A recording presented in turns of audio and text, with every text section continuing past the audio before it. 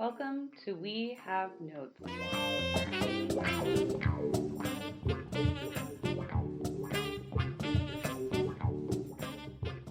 We are recording. Hey, Stanley. Hey, Meredith. Why? I could just pitch you now on my idea for the new title for the show. So my pitch for the title of the show, we were thinking maybe 20 for 20 has been floated. I was thinking on the way over here, what about We've Got Notes? I like that because we did have lots of notes. We had lots of notes, and we could have lots of notes on anything. Like We Have Notes could be a franchise. We have notes on the 2020 election. We have notes on the best movies of 2001. We have the best, notes on everything, because I think that is the one qualification that we bring to the table. Yes. Is that we have a lot of opinions.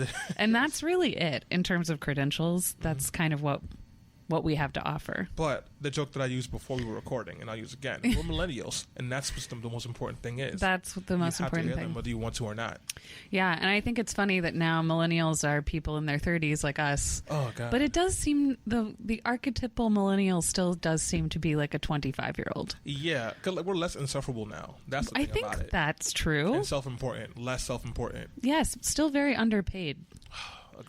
Aggressively underpaid. That's the word on the street with the think pieces. Yeah, that we're still very underpaid. And we're making Applebee's go out of business and TGI Fridays. Applebee's. We're not buying houses. Meanwhile, Marilyn and I were talking about like painting. Yeah, and, like, how painting. Painting like the walls of an apartment or a home, and she would want like gray wall with like a black or a blue trim. I like that. I don't like the black trim. I want something that pops. What about like navy? How about an autumn green trim? That's insane. How is that insane? I'm just trying to imagine. Do you mean like an olive green? Like army green or like bright green? No, not bright green. Not neon. Bright could be like the green you're wearing on your shirt today. This is like Kelly green. I could do Kelly green. That would work. So like you got nice grade and the Kelly green makes it pop just a little bit. I like that. But then, I don't know. I think green is a tough color. Yeah, because then like it's going to clash with the furniture you put in there too. You got to be really exactly specific. Yeah. But like I want like relaxing colors, but like I also want energetic colors too. That doesn't make any sense. No, it does. I think that makes sense. Yeah. And I think we're really proving our point here that we do have an opinion on just about everything. We're interior designers, obviously, right? Now we are. That's what we're totally doing that. So welcome to We Got Notes. Is that what we're saying now? I think that's what we'll call it for now. High five. High five. There we go. And we are here to currently have notes on the 20 best movies of the year 2000, which was 20 years ago. That's crazy. I know. That's crazy.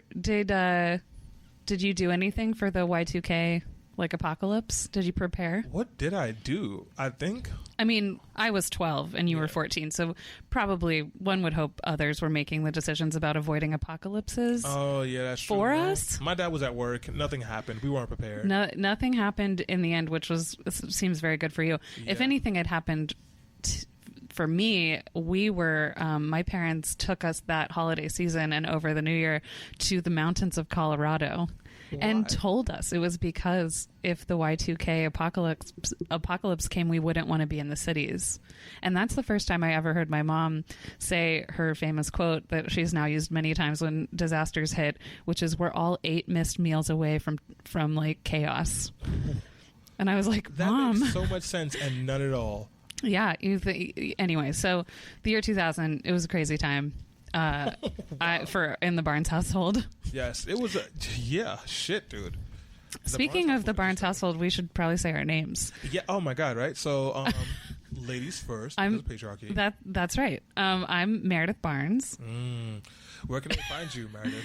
Around. If you Google that, you'll find me. I got a website, meredithbarnes.com. That's a great centralized place to find me. Lady. All right. My name is Stanley Fritz. You can follow me on the socials at Stan Fritz on Twitter, and you can check out my website, Let's Not Be Trash, where I write about things, particularly patriarchy and sexism. And then I do about 75 of the podcasts because I don't like sleeping, but especially Let Your Voice Be Heard. Yeah, and once again, your just boundless supply of opinions has many different outlets, websites, audio, stuff like that. So, but yeah, why did it appeal? Would you consider yourself like a movie person? I would not consider myself a movie person. I would consider myself a type of movie person. Okay. Like, I like movies, but only the movies that I want to see. What are those? Usually comedies or action movies or political movies. And then sometimes... That's a broad spectrum. Yeah, but like, I don't like watching sad shit. I don't like watching stuff that's going to make me cry, even though I broke that rule recently with this movie we're going to talk about. Yeah. But it was so good, though. But and we'll talk about this later more, too, but it was not as sad as I expected it to be. Yeah, like... it. Which we'll get into, but... A whole different... But yeah, I think that's a part of what's so fun about this project is a lot of these are movies I never would have given a shit about. And some of them are movies that you were really excited about that I couldn't care less about. Like... what is it, Road Trip? Yeah, Road Trip. I love when that movie. came out, I was like, oh, this is beneath me. I was reading, the classics at the time. So Nora Roberts. No. That was very much beneath me as a 12-year-old. I was very just angsty. I wore a lot of the used t-shirts and stuff like that. Right. So I was like, I definitely saw Gladiator. Definitely was like in for that like prestige shit. Oh, but okay. all those other things, and I like some of the movies like we're going to talk about in this season, The Cell. Yeah. I did see that eventually, but I think I was like in my late teens and was just thinking about if I had seen it at 12, what it would have done to me. Oh my goodness. Because it's have you seen that movie? Long time ago. It's a strange movie. It's a strange movie. It's a very strange movie, but it's like these, like just picking the movies that kind of like grossed the highest in the year 2000 means like it's a really broad spectrum of things. It's some stuff that I would never watch on my own. Yeah. And so I think that's kind of what's fun about it, even though I don't really have any like training about like how to evaluate these things. We just picked what made the most money. Yeah. Because capitalism. Yeah, and then we almost didn't pick the ones that made the most money because we had a couple of favorites in there that we had to debate about. Yes. Like Memento, I don't think it made a lot of money, but we were like, we're watching. We gotta watch that. Yeah. That's like again. I have seen that before, but yeah. So it's like a very broad bouquet of things, and I think that's gonna be really fun. Me too. But like I feel like some of these movies we may need to eat like an edible and to watch it that way. I think that we should consider that. Mm-hmm. I'm committing to nothing since who knows who's listening. Yes. And we should not disclose which ones those are, and maybe listeners could guess. Ooh, see? The winner gets satisfaction. Nothing. And probably not even acknowledgement. We will neither confirm nor deny the presence of psychotropic anything. Exactly. So we're responsible. We're responsible for our, we don't want to get... No. I don't know, canceled? Will we get canceled for that? No. You never know.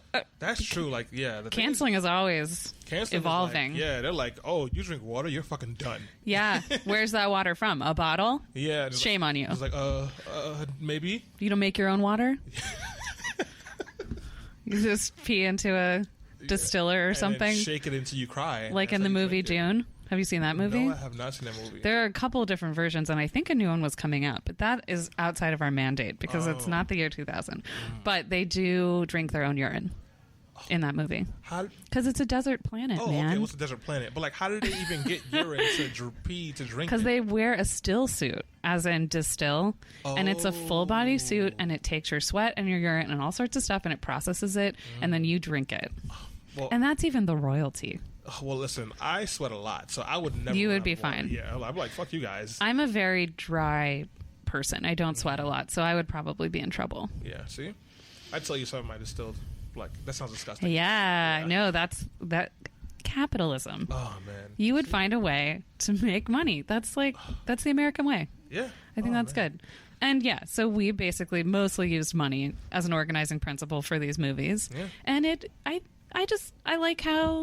I like what a wide variety of things that turned up. Yeah, no, and like, I mean, I'm still on my movie high from like Billy Elliot, the first movie we saw. That's what we're going to talk about today. So yeah, so do you want to tell like listeners about the movie? Yes. So Billy Elliot, you will not be surprised to learn, came out in the year 2000. Mm-hmm. It is a British dance drama film about a boy becoming a professional ballet dancer and set in 1984 and 85 in County Durham, northeast England, which I was a huge surprise to me that these were not American people. And that was during a miners' strike. And essentially what we have here is a juxtaposition of the Billy Elliot's dad and older brother who are both on strike. Yep. They're coal miners who are not, they're like protesting for better wages or something. That's a historical event you can Google on your own. And Billy kind of becomes like enthralled with this ballet class that is practicing in the same space as his boxing class is. And he kind of starts to sort of get attracted to that. And we can get more into the plot later. But the star of Billy Elliot, I looked him up. His name is Jamie Bell. And Billy Elliot, I think, was his first movie. That was his first movie? I think so. I mean, he was very young. Yeah, he's like 11 years old. He was 11 in the movie. I'm not sure how old he literally was in real life. But he went on to do, speaking of a wide variety of things, a wide variety of movies. Yeah. He was in... a lot of crazy stuff. He was in Nymphomaniac, which was in 2013. So there was a wide gap in there, but that's a big jump from the wholesomeness of Billy Elliot. Yeah. He played Tintin in the 2011 movie of the same name. And if you look up a picture of Jamie Bell and then look up do you know who Tintin is? No, who's that? Let me show you a picture of Tintin. So while she looks at a picture of Jamie Bell, I'm looking at pictures of adult Billy Elliot, and he's a little bit of a snack. Yeah, he is. Can we say that? Like, that's Tintin, the cartoon character. He's a perfect Tintin. Yeah, he really is. So that was great for him. So he went from like obsessive sex movie to Tintin, and the woman who plays his dance teacher went on to be the mom in Harry Potter, the Weasley mother. Oh, the Weasley mother. Yes. I told my partner Marilyn that she played the mom of Harry Potter's girlfriend, but no, she played the Weasley mother. There's probably gonna be a lot of fact checking. I feel, in this episode, but yes, she played Molly Weasley and a bunch of other stuff. Like all of the actors went on to go have like really full careers of like, I don't think any of them are kind of people you'd like recognize on the street, but they've like consistently worked since. That's good. And Julie Walters, who played the dance instructor and also Molly Weasley, was married to Pete Postlethwaite in the 70s. And you think you don't know who Pete Postlethwaite is, but you know who he is. He's like one of the most prolific character actors, and he was in Romeo plus Juliet, that remake that with Leonardo DiCaprio and Claire Danes. Yeah. Excuse me, Claire Danes. He played the priest. Wow. So anyway, that's like a thing. I love it when Pete Postlethwaite pops up. Tangent. Yeah. Billy Elliot. I know. And also, like he's very handsome. Yes, and like he's married to Kate Mara. Yeah. From House of Cards. Yes, and they have a beautiful child together. Oh my God, I'm sure they do. That doesn't surprise me at all. But I wonder where they met. How do you think they met? Is there like Tinder? Was like tap dancing up a hill, and then finished. One of his favorite things to do. It was like the floor was covered in snow, and she was like, "Hey, who are you?" And then they were getting married. Yeah, that's how. He's like, "I've jumped here from the '80s." Yes. Which we should. I think that's. Let's get back to the plot, and I think that's actually a really interesting way to do it. How would you say overall? What was like the prevailing feeling you had? Chaos. Yes. Total chaos. Yes. Like you could not like. I always felt myself trying to digest pieces, and before I could, you'd be jumping somewhere else. Yeah. But it all came together. It did all come together. I think that's one thing that we both ended up really agreeing on. This movie is good. Yeah. Like, it's soundly constructed. Yep. There's a beginning, middle, and an end that's very satisfying. Yep. The characters all have growth arcs. Yes. Really, except for the dance teacher. Yeah, like her growth was stunted a little bit. I don't know what happened with that. Yeah. God is a bitch. Debbie. Yeah. Yeah, and also in dance class, Debbie would never keep her eyes to the front. Yeah. That was one of the most common lines, was Debbie, eyes front. So when Billy Elliot is standing in his boxing class, getting totally destroyed. Yes. Not a boxer. Not good at all. Very skinny kid, clearly being pushed there by his own father, who, like, I feel like there's a metaphor in the boxing gloves that Billy used were his grandfather's boxing gloves too, and his father says to him, like, those are my father's boxing gloves. So there's this whole thing about, like, you'll follow in my footsteps and, like, my definition of, like, how a man should be. And we've already seen his older brother follow that trajectory, and frankly neither one of them seems very happy at all. So if I were Billy, I too would kind of be like, I don't know, is there another way? And he finds an option for the other way in this ballet class that has to share the same gymnasium. And he essentially, without a lot of friction, starts just joining in at the dance class. Like, he doesn't really, it doesn't take much convincing. Yeah, he just kind of like, oh, here are the keys. Oh, I'll put her away. Yeah. And then really the point where that becomes more complicated is when his dad sees him in the ballet class, and he is not into that. No, he's not. He thinks that there's a lot of people being called poofs. Yeah. Which was one of the Britishisms that I wrote down. Yeah. Along with knobhead. Yeah. For dickhead, I think that's like would be. I think a knob is a penis. Yeah. In the UK, so you're a knobhead if you're a dickhead. Yeah. And also someone at one point says, "Don't lose your blob." Yeah, I never figured out what that meant. No, I mean from context clues, I guess it means like calm down, which has never worked in the history of time. By the way, not a thing to say to anybody who's uncalm. But "don't lose your blob" does have, I think, if I were to encounter someone saying that to me, it would really break the tension, because that's hilarious. That's a hilarious thing to say. Don't lose your blob. So yeah, it was very British. Yeah. We had the subtitles on. Yes, we did. I think we both prefer to have subtitles on them. I'm a subtitle guy. Me too. I don't want to miss anything, and I would have missed a lot. Oh yeah, because like the conversation, which like at first was jarring too. The conversation fit the pacing. Right. For me. Let's talk more about the pacing. Here's where the chaos comes in. Yes. So you want me to tell it? Yeah, you do. Tell. Right. So the pacing, like usually in a movie, you like it's pretty clear if it's a good movie of like what time of the day you're in, when the scene transitions, like whether like an hour has passed, a couple of hours has passed, a year has passed, like that's very clear. Or they try to make an effort to do that. And you kind of like are prepared for that transition to happen. In Billy Elliot, that is not the case at all. We could just be sitting here right now talking about Billy Elliot, and when I was watching The Matrix, it was really good, and I like when Neo. That's what Billy. That thing right there is what Billy Elliot. You're like, did. where'd The Matrix come from? Why is it snowing? Yes, and I just like so what I thought were random things that were just there, and I didn't understand why I was there, but like put the story together. So the little girl who stood from the beginning of the movie, she was standing outside of his house. This little ragamuffin, she has one line the whole movie, and she's just kind of there. The whole movie. Yeah. And it's like, I mean, like... that's how it seems, at least. Yeah. Where's this child's family? I don't know. But yeah, she was there. Or, what's the other thing? Like, there was a couple things. So, he's with his grandma. Mm-hmm. And they're going to see his mom. And then all of a sudden, he's boxing. Yeah. And it's like, no, like...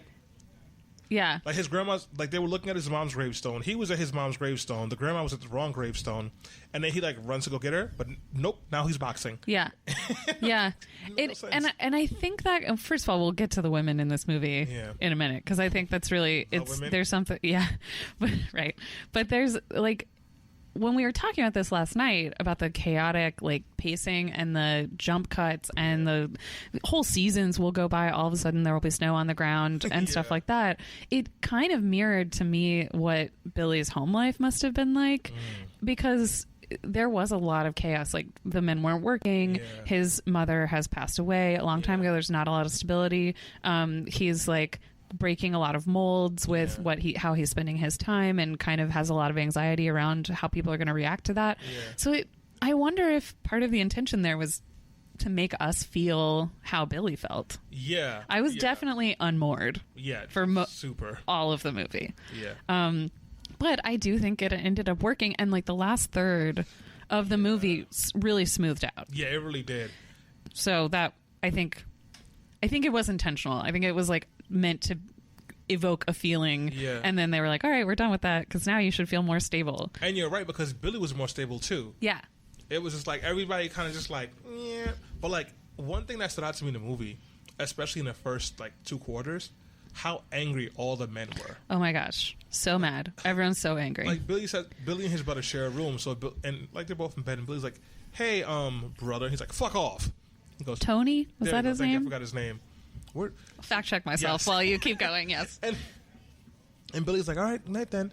But all the men except for Billy and like the boy kids, they're so angry. I mean, everyone in the town is just not the nicest person. They all seem to be in not good moods, but the men are like they are extraordinarily aggressive and angry and volatile, and it doesn't even make sense all the time. Why? Right. So that kind of stood out to me. Yeah, and I think this is clearly meant to be like a very stressful time economically for people, and I think that, man, if you feel like you're having a hard time providing for your family, I think nothing else really calms you down ever. I think you are just in a perpetual state of total terror. Yeah. That like this could all be pulled out from under. Like, what if the strike doesn't go through? Like, you can empathize with the dad and with Tony, even though like they are really being very hard on this little boy. Yeah, like the kid's playing the piano, and the dad comes and slams like the thing down and ends up breaking it down for firewood. Yeah. Do you remember that? Yes. Oh my gosh. That was and that so there is no real ameliorating force on these guys either. Like, they're so angry, and like that's all Billy is getting like as a message for sort of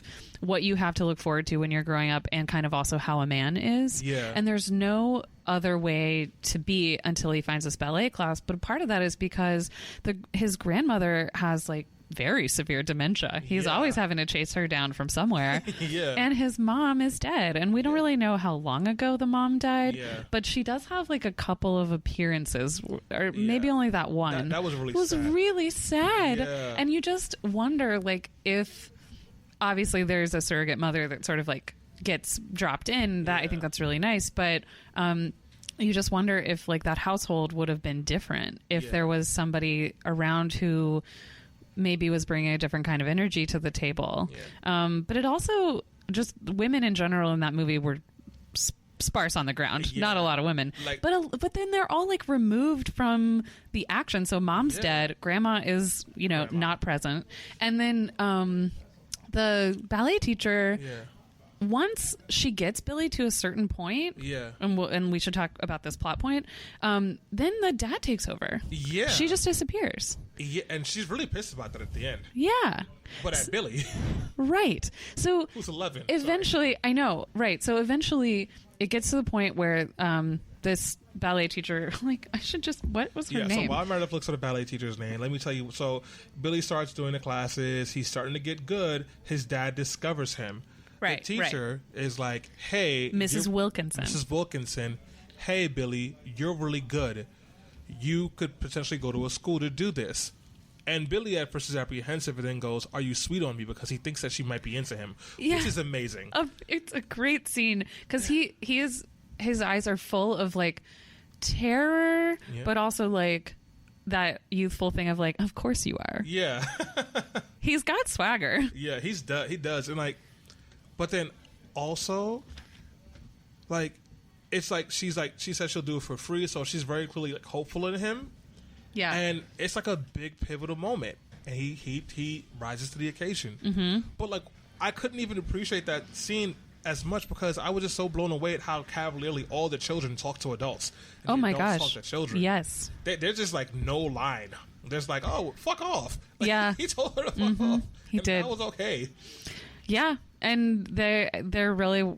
Yeah, the kids really were like very fully fledged characters. Like, there's Billy's buddy who's like into cross-dressing, and he's like, my dad Michael, when he thinks no one's home. Yeah, and it's like, all right, this kid's got a whole story too. Yeah. But also just this like cavalierness about like,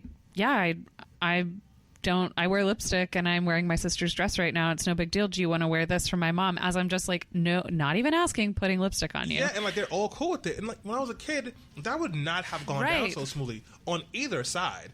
But they were just kind of like, they had a very interesting relationship, I thought. Well, why wouldn't it have gone smoothly on either side? Well, because it's just how like toxic homophobia was back then. Yeah, in the early 90s. And this movie was based in the 80s, which is why I thought it was interesting to have like that be so just like, no big deal.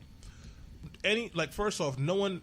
There's a certain level of comfort someone would have had to have with you to try that. Yeah. So, and it's not clear that they have that. I mean, you don't see him and Michael together all that much. It's kind of the first extended scene where they're just in one another's company. Yeah. So I thought it was, especially in a movie that kind of almost, with the jump cuts and the chaos that they're trying to like communicate in all these different ways, it had almost a surrealist quality to it. Yeah. And so it almost felt surreal, the ease with which that scene happened, the ease with which Billy slipped off the bonds of like how he's being taught to be a man. Yeah. It was almost like a dream version of how this might happen. Yeah.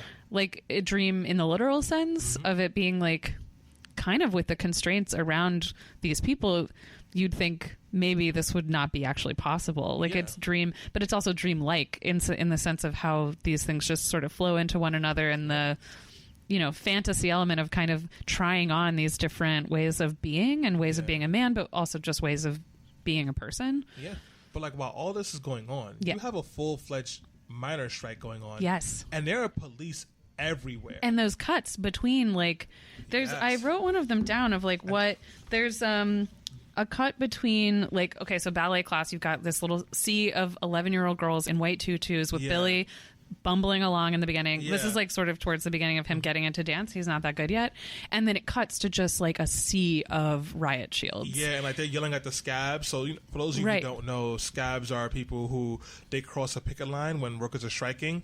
And they usually they cross the line to get a job and probably make a little bit more money than a regular union worker would make, but not more than what the union workers are making. They like when a union strikes, everyone's supposed to stop working. That's how you get your leverage over the company. But some people, if they're really in dire straits or they don't buy what the union is selling, they might keep going to work. Yeah. And the company will pay them a little bit more to keep things running. Yeah. So most of the miners are like very irritated with the scabs, and they drive them in on this bus every morning to the mine, and the the miners who are on strike are just like beating the bus, and the bus is like wrapped in chicken wire to keep stuff from like breaking the windows. It was very dramatic. Yeah, it was. Whew, man. Yeah. And did you also think that the surrealism was kind of carried through with the cops? Because remember when they're chasing Tony, like towards the end of the movie, there are like hundreds of cops. Like maybe that was really how it was, but maybe that's an exaggeration, like an intentional hyperbole. Yeah, maybe, because I didn't even understand why they were chasing him or why there were that many cops. And if that many cops went after him, why did he get out like the next day so easily? With just merely a terrible black eye. Because like he actually looked pretty good when like he got hit over the head with the bobby stick, but then the next day, he was in pretty good shape. Like he was very handsome again. When his dad hit him with that straight jab, he was way like his left eye was higher than his right eye, and he had a bruise. Oh yeah, a little halo of blood around his iris. Oh, so we're doing jump cuts to you guys now. Yeah. But it's so like that is suffused throughout the movie. Is these like juxtapositions of relatively peaceful scenes with these cops, like just sea of cops. Like when they're walking from school, and then the little girl, like she's tapping her stick against the wall, and then they cross the street, and then she just keeps tapping her stick against the police shields, like nothing happened. That was perhaps my favorite moment in the movie. Like you're so kind of comfortable as a viewer. You're like, oh, these two kids, like Debbie's, she's like a weirdo, and we're like very aligned with Billy. Like they've done a good job of ingratiating us to him, and so you're thinking like, okay, here's a peaceful scene. Like I don't really have to be worried. It was almost like a jump scare. Yeah, that she's just like da da da da da, and then it's like cops. Yep, dude. It was very alarming. And then the weirdest part of that scene. Oh yeah. So they pass the cops. No one even like references the cops at all. It's just, it is so well done. So it's like, oh yes, of course we have like a line of riot cops. That's just normal here now. Like we accept this, which is even more terrible than them being freaked out by it. But they get to wherever they're going, and Billy's going to cross the street, and the little girl like waves goodbye to him, and a delivery van drives her down the hill, and she looks like she disappears, and we actually rewound it and watched it, and you can see her little feet, the little actress's feet, like running behind the van, so that that effect was there. But you can tell the filmmaker was really trying to like infuse some of that surrealist feeling into things, and like nothing's really what it seems. Yeah, and that was a good catch by you, by the way, but like there was another scene where Billy was walking out, and then the cops were just hanging out in the grass playing hacky sack. Yeah. And then like they hit him in the head with a hacky sack and just jump to a new scene. And I was like, what is happening? Yeah. Well, they're essentially occupied, like that little town. And there's no sense. You're like right in medias res, like you're right in the middle of things, and it doesn't seem like there's any way out, which is what makes this kind of confrontation between Miss Wilkinson and Billy's family so much more urgent. Yeah. When she says, like, I think he should go to this ballet school, and Billy's like, yeah, I think that's when he tells her to fuck off. Yeah. We do this, and he misses one audition that's closer to home. And she kind of doesn't let up. And Billy, too, is like kind of on board now. Like, maybe missing that audition made him see like how scared he was of like not getting this opportunity. Yeah. And so then we bring the dad in. Yeah, but wait, before we get there, we got to talk about what happened when Billy tried to be proactive. Yes. And get some help before he missed the audition because Tony was arrested by those cops. Right. So Billy had to go with his dad to bail Tony out of prison or jail. And before Billy goes... Yes, make that distinction between prison and jail. That's Don't right. be smearing Tony's name like that. Close Rikers, goddammit. Yes. So... Billy calls the teacher's name. I keep forgetting her name. Miss Wilkinson. Miss Wilkins. He calls Miss Wilkinson, or he tries to, but Debbie picks up the phone. That's right, that little bitch. Yes. And yes, maybe Debbie's only 9 or 10 years old, and maybe she feels heartbroken because she offered to show Billy her fanny, and Billy said no the scene before. And if you aren't familiar with the British definition of fanny, please go educate yourself on that. Use your Googles. And... Incognito browser. Yes. Yeah, not safe for work. Who knows what'll pop up if you don't use incognito. And then Billy says no. So when he calls and he picks up and he goes, I don't think I'm going to be able to make the audition. I'm in trouble here. And Debbie doesn't say anything, and she just hangs up on him. Yeah, because he can't. Yeah, he couldn't get to the audition space because he was waiting for his brother. Yeah. Oh, that was so heartbreaking. And you just are sitting there, you're so outraged that she would do that, and you sort of know what's going to happen and how frustrated you are for this kid because he's going to have to like explain himself to an angry adult when none of this was any of his fault. Yeah. And that is exactly what happens. And she kind of says, like, all right, well, there's another one in London, right? And then and it's $2,000 to get there. $2,000. And his dad, this is still before the scene where he, like, fight dances his dad, right? Like, his dad doesn't know yet, right? Yeah, he doesn't know yet. He's seen that Billy was doing ballet and sort of told him off. And then she went to the house to be like, your son's talented. Yes, and Tony, and all of his toxic masculinity, rage, starts arguing with the lady. He's like, but you're not going to make my brother a poof. Yeah. You don't see how hard we're working? And then he makes Billy get on top of the table and is like, dance, Billy. Yeah. And Billy doesn't dance good, but then like he's arguing with the lady, but then all of a sudden it jumps to Billy angrily dancing in the yard, I think. But we don't know how much time has passed by. Right. That's one of those. This is like at its peak chaotic, where he is dancing around like outside, kind of Kevin Bacon style from the movie Footloose in the factory. Yes. But where does that scene fall? Where the dads are out? It's like Christmas or something. Yeah. This happens, sorry, go ahead. Is that after this? That's after that. It's hard to keep track. Yeah. But there's this incredible scene where essentially, after Miss Wilkinson has come and said, you really should let this, they basically shut it down. Yeah. And then the dads in the town are all stumbling around drunk on Christmas.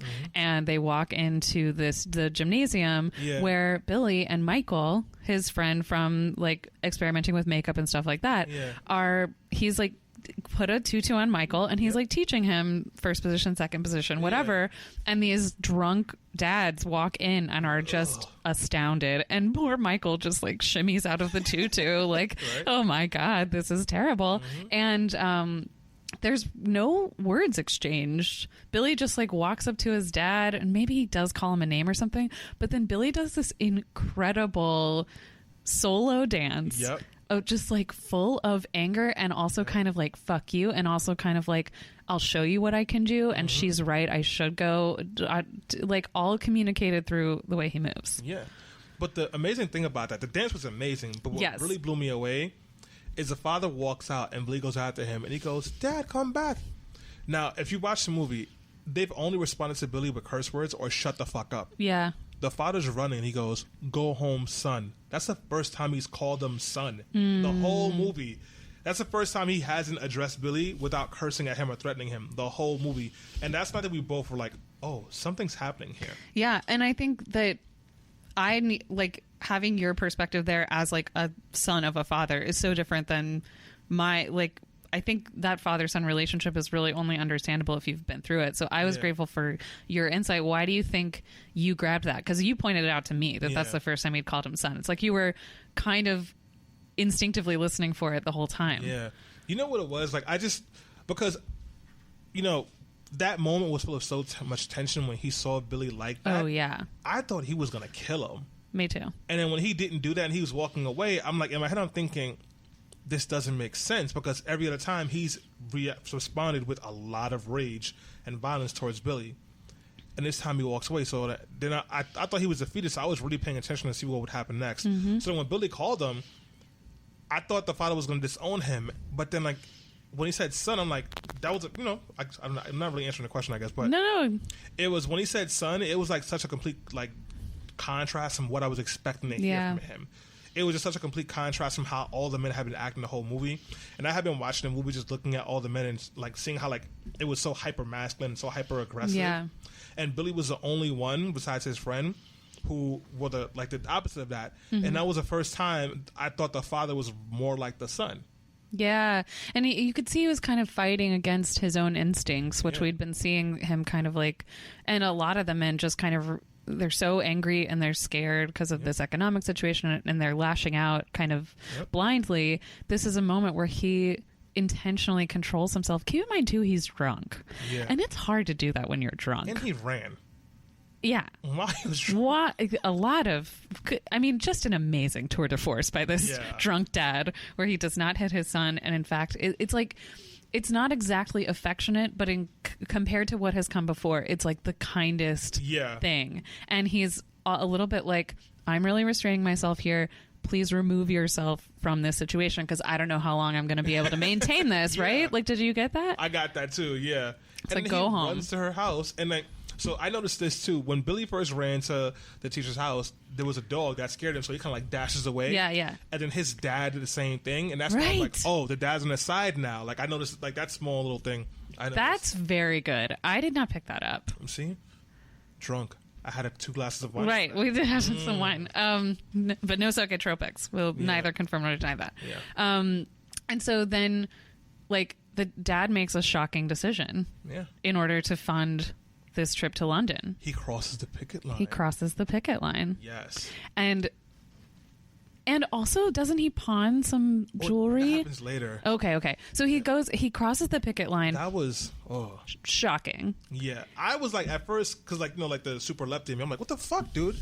Don't cross the line. But like, I got it. Yeah, I was like, ugh. Like, I've been on like the picket line with like people who are striking and like have yelled and cursed at like scabs myself. It's lots of fun. Yeah, it sounds delightful, and it certainly looked like everyone was having a great time in this movie. So Tony actually glimpses his dad crossing the picket line, and that is over a dangerous fence, a very murderous fence, the sharpest fence I've ever seen. He gets some assistance, very nimbly, does not kill himself on this fence, and they have an incredible moment at the bottom of this mine. That was crazy, but that that was a moment for me where. Well, let's say what happens. So that Tony's clearly going to like confront his dad, and like, what are you doing here? And I think the dad says he's just like, a boy. Like we need this money for da da da, and Tony's like, no, blah. And yeah, do you say what happens? Oh, sorry. Like, he's like, we'll figure it out, and like they start crying, which is like that. These are not men who cry. They punch walls or women. That's the kind of energy I got from them. There's no women in this movie, so it's like 4.5. But if there were women around, there may have been some punching. Yeah, but like and like I don't mean to say that so cavalierly, but that was just the kind of energy that I got from those two guys. Yeah, and like you could tell like when he cried, they both of them cried. It wasn't just about Billy. It was everything.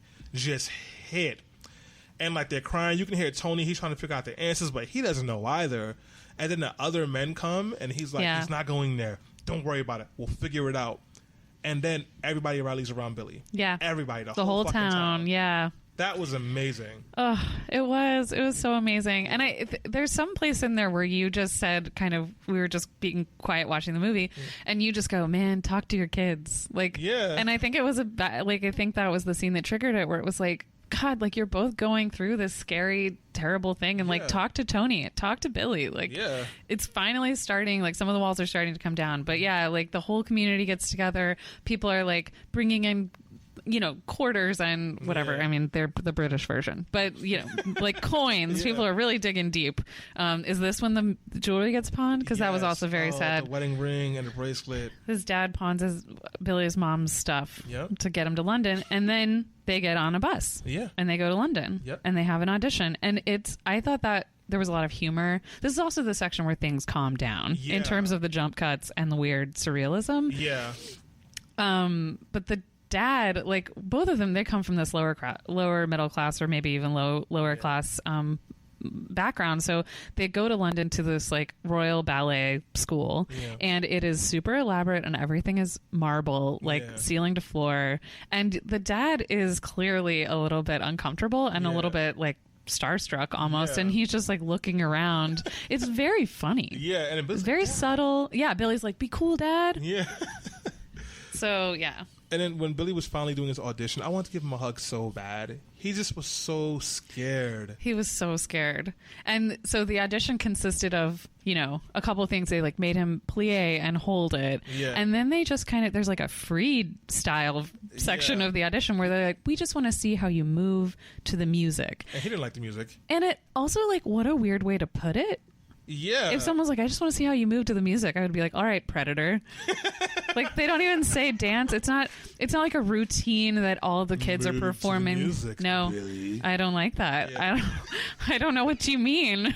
I would just do, you know, Hitch, like, just, you live right here. That would have been me. Wouldn't know what to do. But he put so much fucking drip on river dancing. I have always made fun of white people for river dancing. He fucking swagged that the fuck out.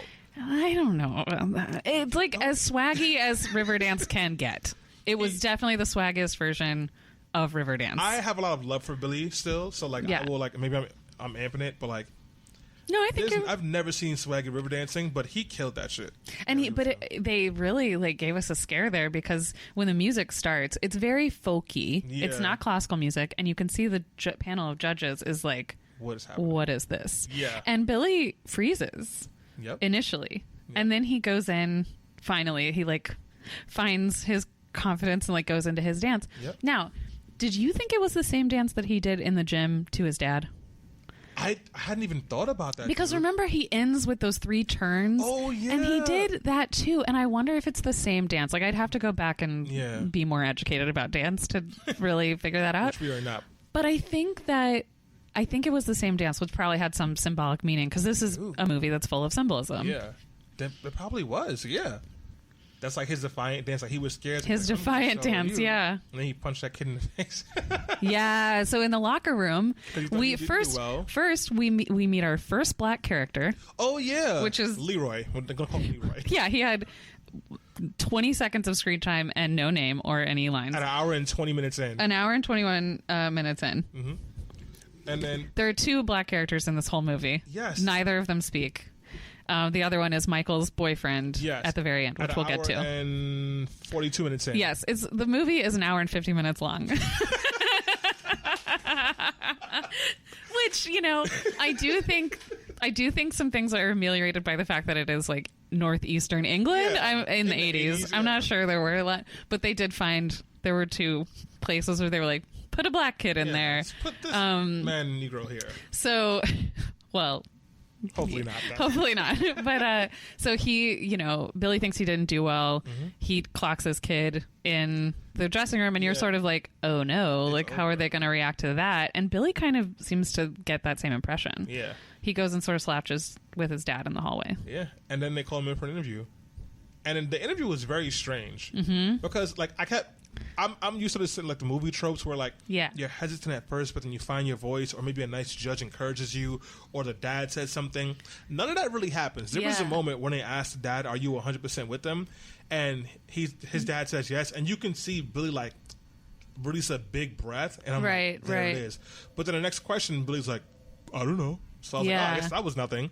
Yeah, he's kind of like still that little kid who hasn't really had that long of his life where people were encouraging him to be open about this. Like, it's still pretty new that he's allowed to talk about this stuff out loud. And it must be very strange to be sitting next to his dad in that room. Yeah. But there is kind of the arc that you're talking about, because one of the lady judges, always women, as they're walking out the door, right? Because the head judge was kind of like, "Oh, would you call yourself a fan of dance?" Yeah. And his dad is like, "Well, I'm no expert," which I definitely related to.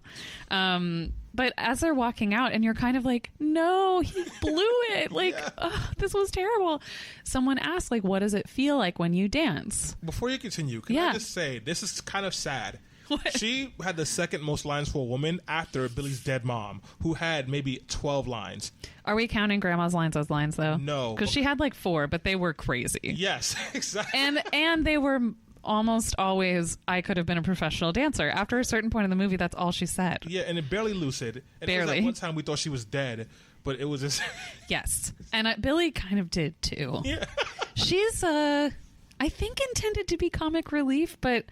I don't know if I got that. Yeah. It was just another chaos agent. Yeah, yeah. Because you never know when she was going to go on the run. No, or die. Or die. Yeah. She's very old. Or die on the run, which I thought was going to happen. Yeah. Sorry. She was definitely a chaos agent. But, like, the woman, of course, was like, here's a nuanced question that actually gives you space to answer it in a real way. Yeah. And Billy fucking answers it. He does. And he really says...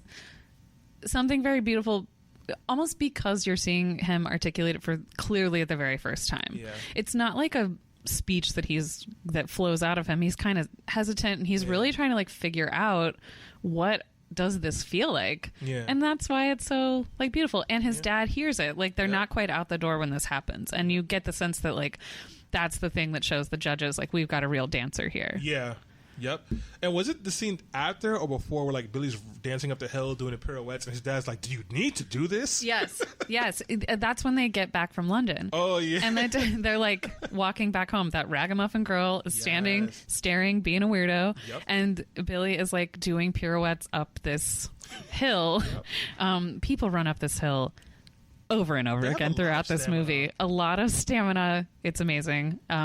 But his dad just sort of looks at him and he's like, "Do you have to do this right now?" or something like that. And it was really funny because it wasn't reacting to the dancing. It was reacting to like my kids being annoying. Yeah.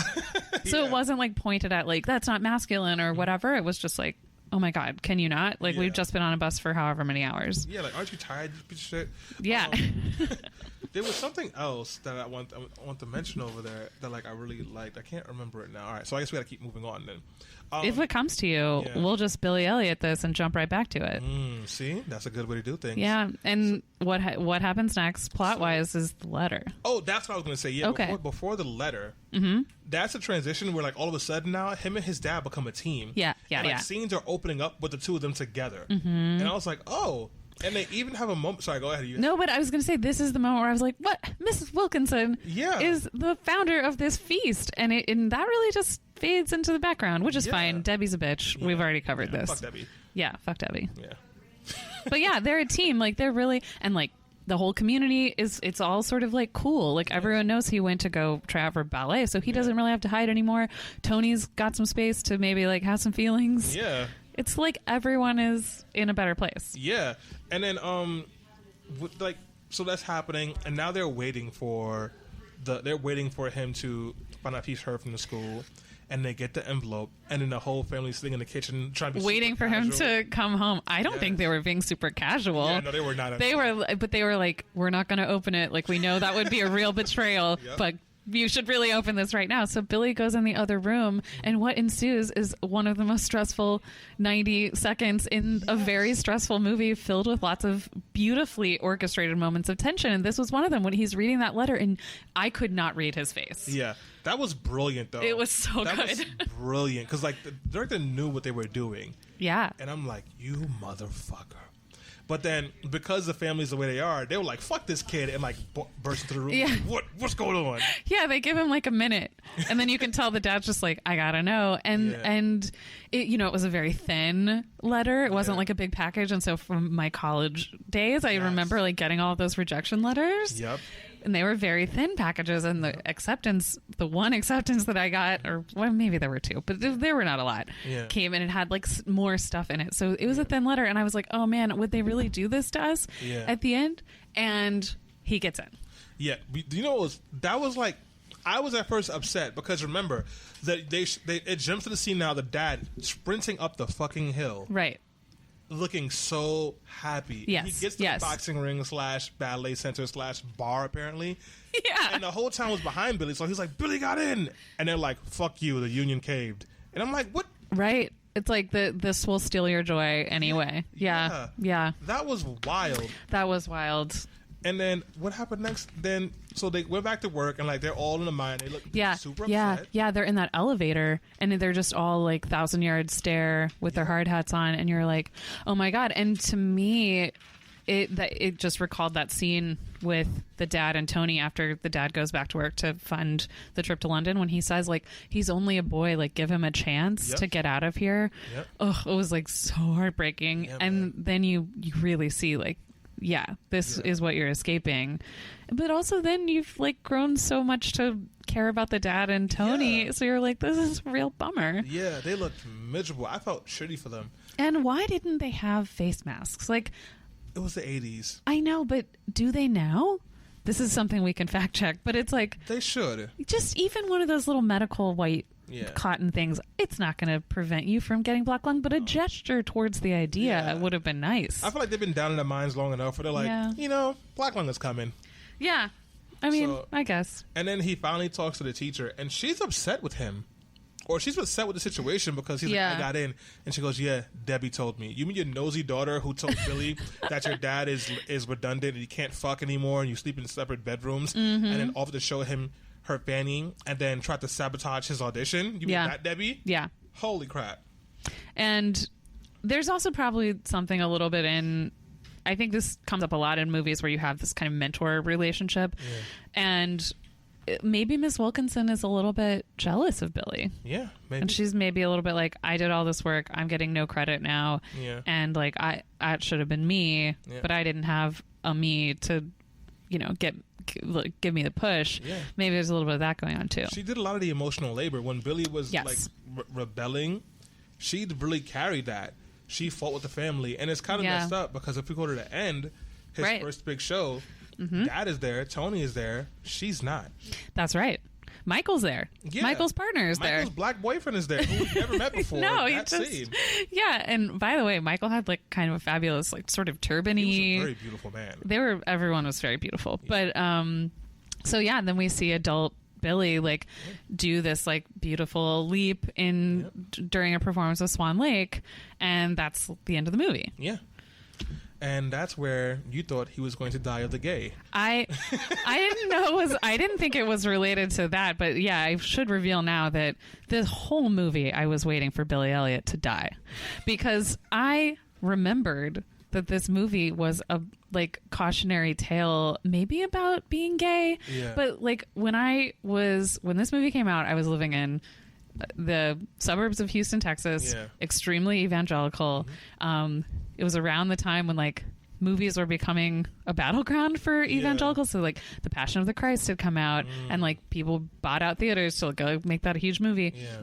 And I remember this coming out and people telling me, like, that's not a movie you should see. It's about being gay. And I was like, oh, well. But it's totally not about that. At all. At all. And there's, in fact, it's like a really modern interpretation of kind of like gender and sexuality. Like, it's kind of referenced, but nobody's like... There's not a love story here. No. At all. Like, Michael kind of hits on Billy a little bit, but Billy's like, that's not really my jam right now. Talking in college. Right. Which is super healthy, and I would have loved to see it as a 12-year-old. So yeah, I turned to Stanley at the end of the movie and was like, I I thought this was going to be way sadder. Yeah. Like, it's kind of a triumphant movie. Yeah, no one dies. I thought, like, first I thought the grandma was going to die. Then I thought Tony was definitely going to die when all those cops were chasing him and, like, looking to beat the shit out of him. I really thought that he was going to die. Yeah. And then he didn't die. So I'm like, okay, so Billy's going to die. And we didn't talk about this ahead of the movie, by the way, that we both were sitting there just waiting for some crucial character to die. And, you know, in some ways I think that is something that's even better about this movie is, like, sorry to say this, but that's like an easy move. Like, that's an easy emotional move to, like, kill off one of the central pillars of, like, this family or this community. And to not go there, I think was, like, showed real restraint. Yeah. I think so. Because there's still a ton of emotionality about this movie, and like you felt their tragedy and their desperation in terms of their economic situation and the grief that was like bubbling under the surface. Like, remember at the Christmas thing where they're burning the piano? Sorry to Billy Elliot, we're gonna jump back, and they're all drinking eggnog. They're sitting around the burning piano fire, and the dad just starts weeping. And everyone's just like looks at their eggnog glass.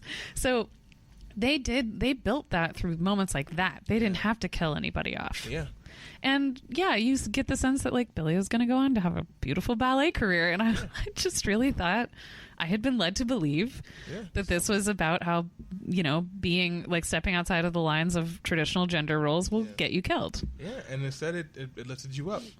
But I can see, I can see how this movie could be a cult classic, or it could be.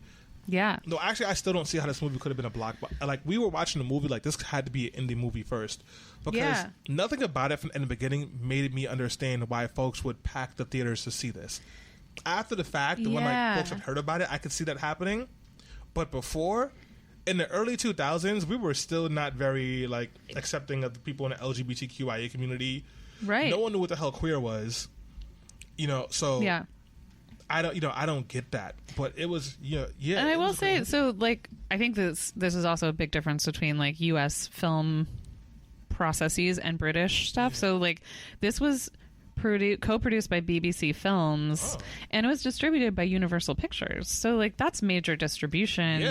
But I don't know if you'd count BBC as like an indie studio to make it. I think, but it did feel very indie. Like, it felt like a very, very particular point of view. It wasn't necessarily trying to be that appeal to that many people, but at the end of the day, I think it did, because it's such a pure heart of a movie.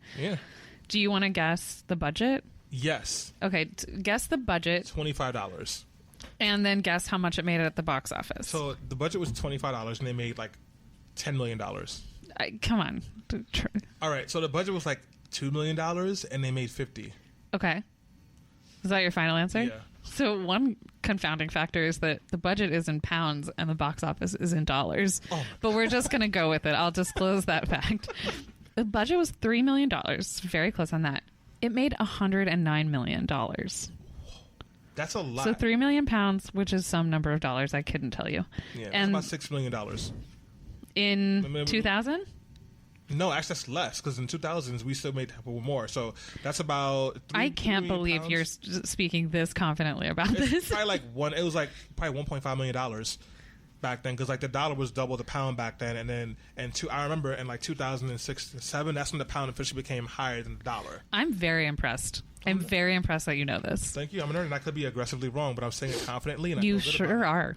This you're saying as if it's not an opinion, one of our many closely held opinions, but in fact a fact. But $100 million in 2000 year time, like in today's time, is probably like $200-300 million for like a movie. Like, no matter what era you put this in, this is a blowout success. And it looks like for the UK box office, it earned $73 million on a $3 million budget. That's amazing. And then they adapted it for a musical that opened on the West End in 2005, Billy Elliot the Musical, which makes a ton of sense. I'm not a musicals fan, but some things just really should be musicals. Like that movie. Billy Elliot should be a musical. And on Rotten Tomatoes, it has an 85% approval rating. Wow. How it only has an 85%. I mean, I can see how it only has an 85%. All right, can you see like what people don't like about it? What do they say? I just checked on Wikipedia, so it doesn't actually say it, but I do know some of the awards that the movie got, if you want to hear that. Yeah, definitely. So awards and nominations, it won the Best British Independent Film. See, See, I knew it was an independent film. Yeah. Okay. All right. That will be our, for sure, once and for all. Yeah. Best director, Stephen Daldry. Best newcomer, Jamie Bell. Yes. So deserved. Julie Waters was nominated for Best Actress but didn't win. And the 2001 Academy Awards, Stephen Daldry was nominated for Best Director but he didn't win. They had nominations for Best Actress, Best Director, and Best Original Screenplay, but they didn't win any of those. They were just nominated. And in the British Academy Film Awards, they won the best award for Best British Film, the Best Leading Role, and the Best Supporting Role. Is that a BAFTA, the British? Yeah, I think so. I think that sounds really cool. Like, if you know what a BAFTA is, you sound like you know what you're talking about. Yeah. Oh, and Stephen Warbeck scored the music for the film, and the score was amazing. I will tell you, I loved it. What stands out to you? Like, what do you remember about the score? I remember liking it, but I admit, like, in the cold light of day, I don't really remember that much about the music. It was very 80s-ish, but like it wasn't necessarily. The music was good.